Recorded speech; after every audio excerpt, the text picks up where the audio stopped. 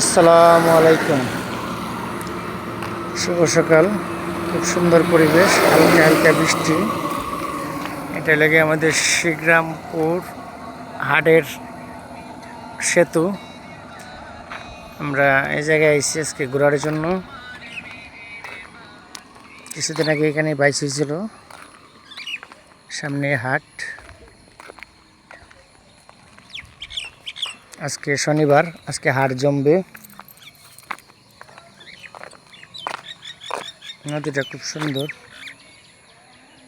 একবারে গাছপাতা তরুলতা, খুবই সুন্দর একটা পরিবেশ। আমার ভাই এসেছিল ঘুরতে ঢাকা থেকে, হাবিব ভাই, আমার খালাতো ভাই, বড়জন। তাকে নিয়ে সকালবেলা বেরিলাম, দোকান মাছ কিনবো যে, তার জন্য বেরিলাম।